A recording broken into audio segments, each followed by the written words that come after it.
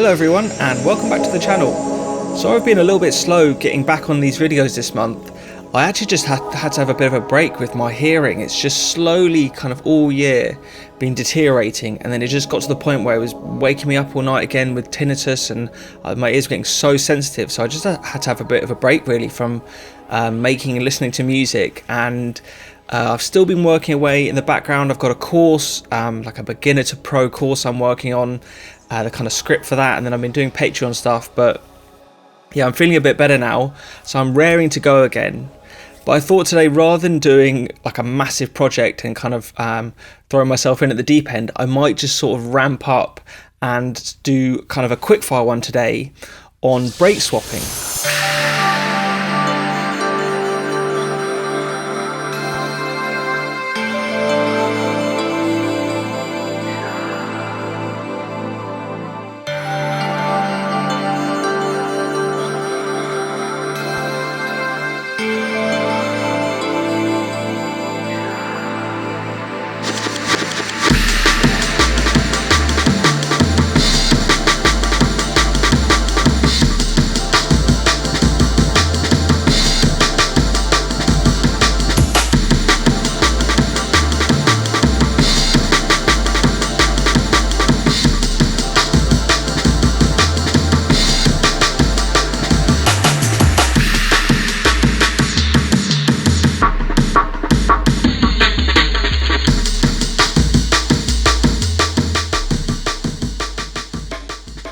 Now, break swapping has been around pretty much from the beginning, since people started chucking drum breaks and chopping them up on the old hardware samplers.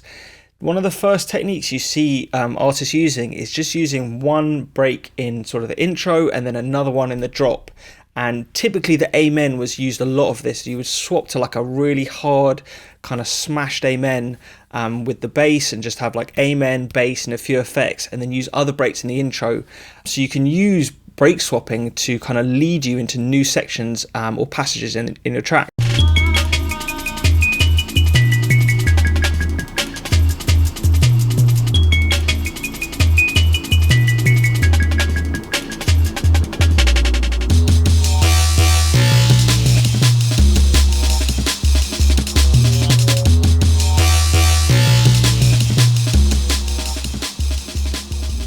One of my favourite ways to use break swapping is, rather than just going from one section to the next and changing breaks, is to use the break swap in just the fill section. So sort of play 3 bars of one break and the last bar of a new break, or to actually just interchange between 2 breaks, so sort of 2 bars of each or 4 bars of each.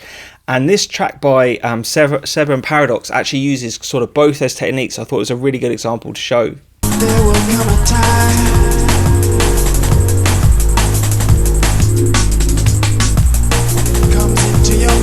that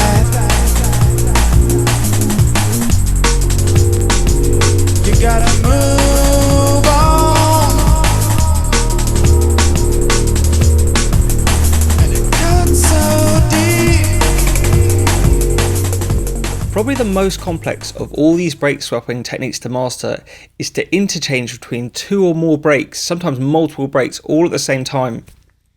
And this involves a lot of break layering as well as break swapping, where you have 2 breaks kind of playing on top of each other at the same time. And what makes this so tricky is getting some rhythmic cohesion and not having everything just sound too random and too chaotic, and getting these 2 breaks to kind of work together sonically as well as in their rhythm. So there's a lot going on there. But artists like Source Direct were amazing at this, and Photic obviously, Paradox. So you see, it definitely leans towards the sort of more technical producers. But yeah, it's really cool, and this snake style is a great example of this.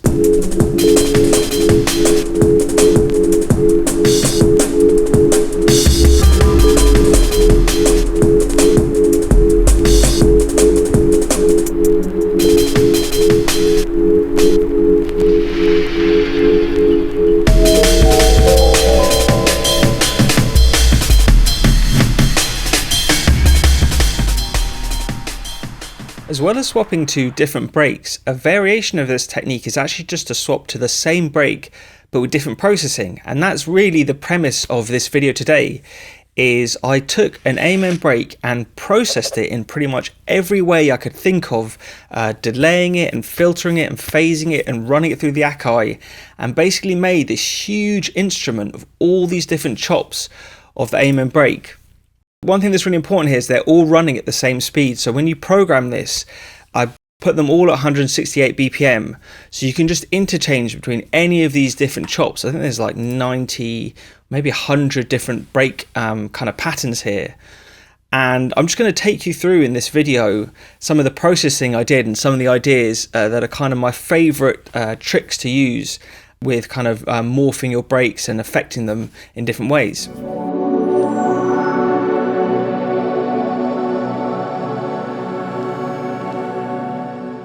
An interesting place to start, which most people I think maybe overlook, is you actually have a few options between having your file in stereo. If I just press F11 in renoise, you can leave your breaks in stereo, which a lot of them will come in, or you can choose mono mix, mono left, or mono right. So you can basically pick the kind of left or right channels or mix them together into mono. And all of those will give you a slightly different tonality. Often, I mean, if you look at the Amen, the left side I think is a bit brighter and the right side is a bit duller. So even just picking a side of the break, it's almost like you've EQ'd it or saturated it a little bit. They will come out different.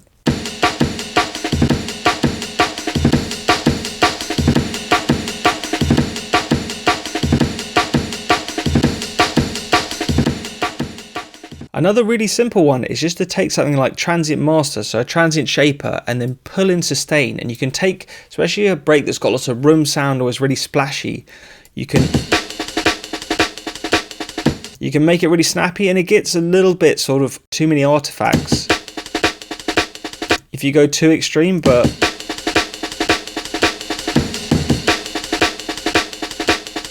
you know, if you want to sort of remove energy from a section of a track, pulling in some of the sustain on the Transient Shaper is a really simple way to do that.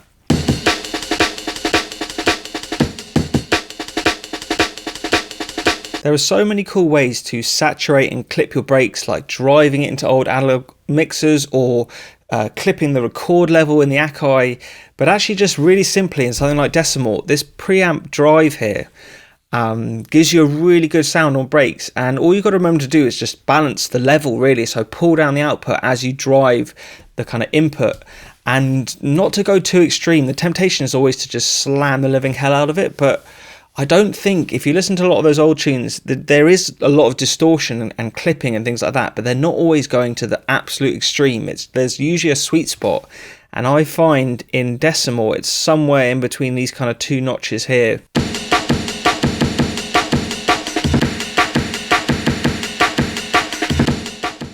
You can hear with these two, this saturation in the Akai, I've just literally taken exactly the same break and then clipped it in the Akai, but you can hear it sounds completely different from the one that's just running through Decimal. It's almost like I've EQ'd it and made it brighter, when actually I've literally just run it through the hardware. So that's why people kind of love that old equipment, because it gives you just a great tone almost instantly.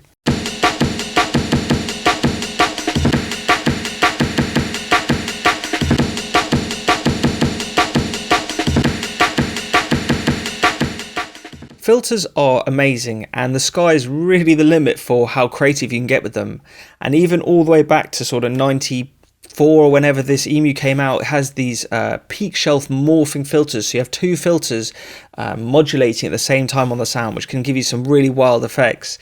But actually sticking with the basics and just using sweeping low pass and high pass filters are probably my go-to on this, and they always sound really good. And Filter Freak is without doubt my favorite plugin, and probably for two reasons. One, you have these amazing analog kind of emulations here where you can get a more compressed sound or a more distorted sound, and you can drive the sound, your signal into the filter to get more sort of clipping and distortion. But also, I just love being able to drive a bit of a trick with your filters as you pull down, especially for a low pass, because you're removing frequencies. You sometimes want to turn up the gain or the level on the filter as well. So if I show you, if I turn on these LFOs, you can see here, as this filter comes down, I've set it. This is actually doing the inverse of what I want. Now we've got it. So as the filter comes down, the level comes up a little bit. And I've essentially just made this with two LFOs that are kind of working in opposites to each other.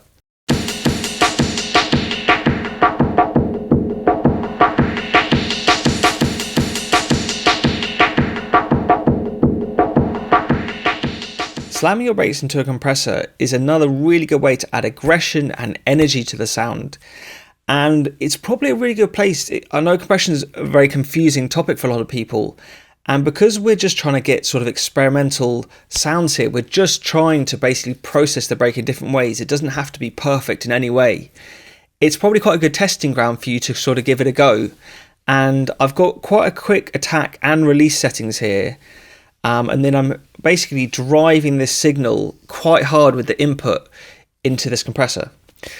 All of that might be confusing to you, but if you look at this gain reduction meter, I'm sort of going to about 7 dB, and if I just play this brake with or without the compression, that's probably the best way you can hear what's really going on.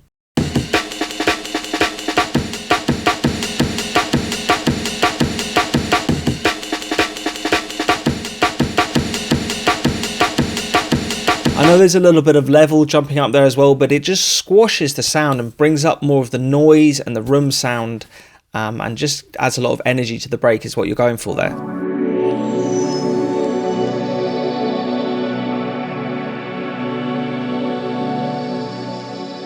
Probably my favourite technique, which I bang on about all the time on this channel, is pitching a sample up in your DAW into a hardware sampler and then pitching it back down on there to impart some of the colour of the sampler and some noise and some aliasing and some grit.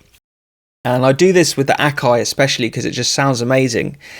But more and more I've been experimenting with doing really high pitch ranges, so up to 36 semitones or 40 semitones, and you essentially just get like a gritty, noisy, crushed sound, which is super lo-fi, but actually is really cool just to flip to that for a second or two in your track. And I've got an example here where I'm kind of stepping up through different pitch values so you can hear how degraded the sound gets.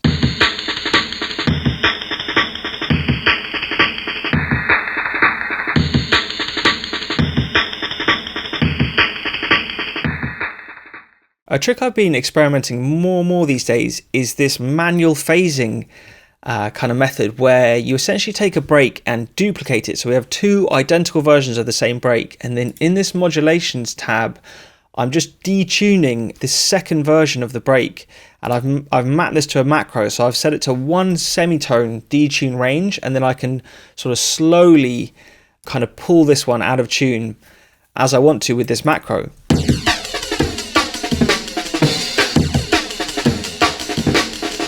So it kind of works best actually a really small value, so it just very subtly sort of moves off and creates all this nice phasing sound. But when you go much more extreme, you get almost flamming there, and they're all cool techniques in isolation, so you can mess with that to your heart's content. But you're essentially just moving by detuning the sound, you're slowing it down, and then it throws off the second brake underneath the first one.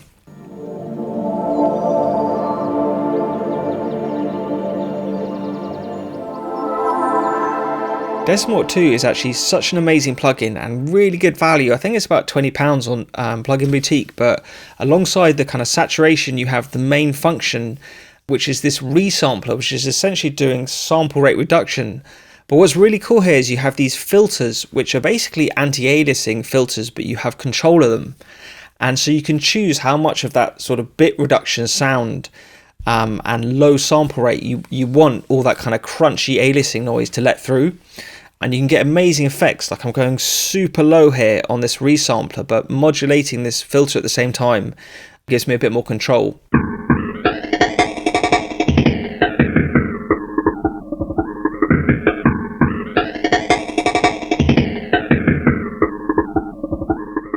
Another cool thing to try is actually just using different EQ shapes, and this mid-scooped EQ with sometimes a boost to the high end and the bass. You see quite commonly in tracks like Source Direct the Crane. I'm sure that break is very compressed, but it also has this kind of scoop sound to it. And then another one is just pulling out. There's a snare in the Amen you'll hear when I play this example, and you can pull out particular resonances to make them really whack and knock is a cool technique. So just experimenting with EQ in that way to kind of process your breaks in different ways.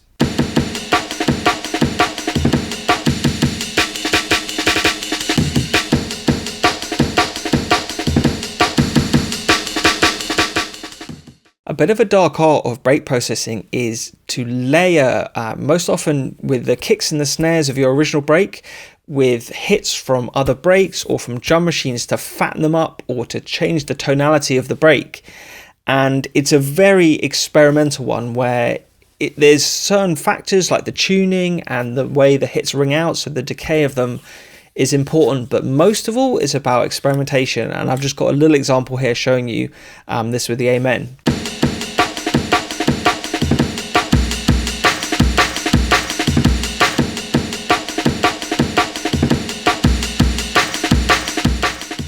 One quite important thing here I always find is to use some compression and maybe some saturation or EQ on the final sound of all the breaks together. If I just show you with and without this compression.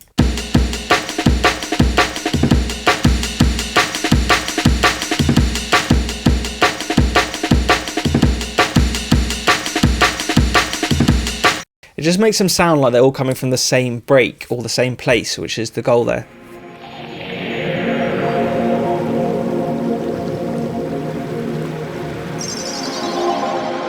Quite a unique trick you don't hear very often actually is this gate to tempo method, where essentially what you have to do is slice the break up at all the hits, and then in renoise you go slices render to phrase, so we make a groove template of the break.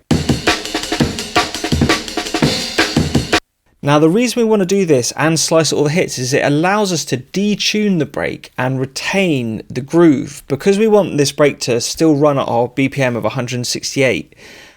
This is really the only way to get this pitching up and down without using time stretching. And you can just mess with this. If I was sort of recording this live,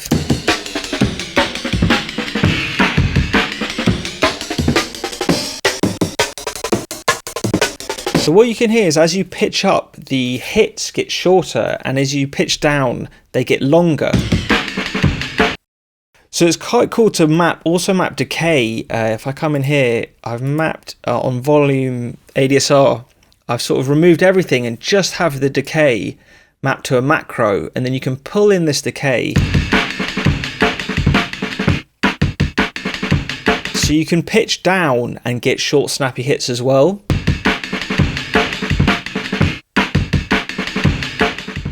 This one I've been absolutely loving messing with at the moment, and is a bit of a new technique for me. But it essentially just uses a really short delay time. So I've put this on milliseconds, and then I'm using between 4 milliseconds and 30. And if I just sort of play with this,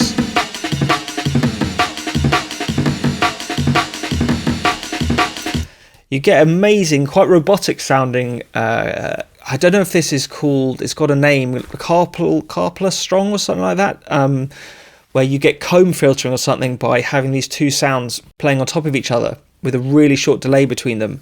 And you could go more into flamming, but I think this is quite a good min-max value for this. And so you can do that where you have this continuous movement, sounds awesome, or you use more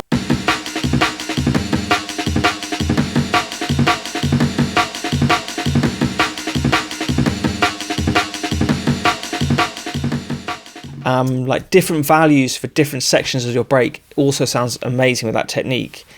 And then the last one is this plate reverb technique, which also sounds really good alongside that short delay one. So I've got both going on here.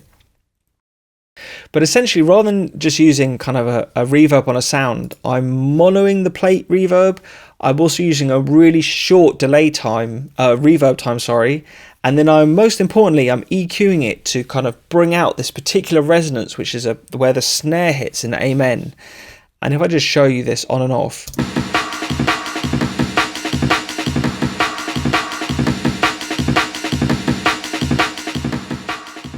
And that's basically it for all the effects. And so the premise, or kind of what I did next with this project, was to have all of these recordings chopped into little sections, and I think this is really important. You want to record as much of those effects as you can live, and so you can capture all the movement.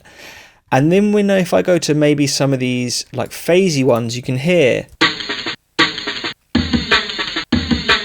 you can actually repeat the same effect, and this you hear a lot. I was listening to Hard Noise by Dillinger, and just the like effect stop you can hear on the filter. I'm sure he used resampling. So rather than like trying to automate this stuff, you want to record it and then you can repeat the effects. And maybe if I actually just show you my track.